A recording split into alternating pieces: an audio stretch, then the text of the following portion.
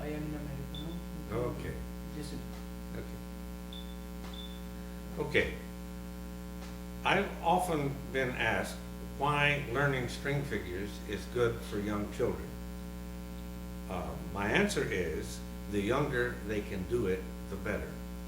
Because if you're trying to learn and become a grown-up person, you have to be able to interact, to do things so that you can learn a lot, you can take care of yourself, you can do everything.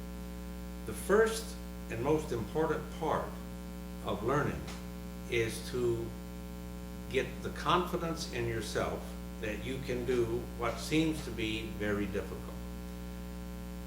String figures are an activity which everyone tries to learn how to do.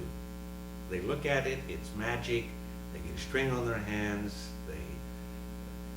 My son, when I taught him, one of the first things he did, because I, by that time, had strings which had wells in them, he would play train. And he would come back, and every time he felt the well, he would have a train. But, I mean, they are natural play toys. They are natural things to play with. And whenever you can make a figure which is like magic, let's see if I can, oh, I did that wrong. Let me try that again. Okay, this is like a magic figure. It's called Catching the Sun. A Quechua Indian man taught this to me. And you catch the sun.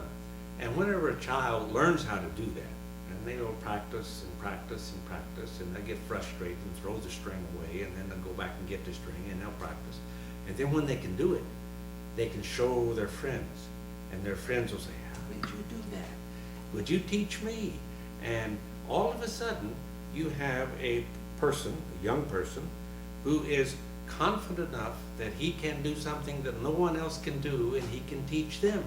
And then he can learn more and more figures that are more and more complex and teach them and convince himself, herself, doesn't matter, this is the Inuit fishnet, convince themselves that they are able to do complex things. They are able to learn anything you throw at them.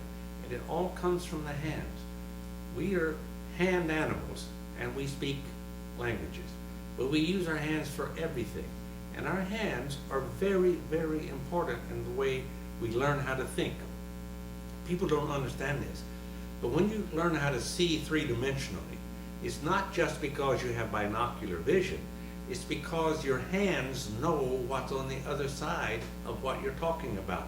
And so it informs your brain to think of it in a different way, and you get this plain view with a little parallax, but you begin to see three-dimensionally because of how your hands have taught your eyes how to see.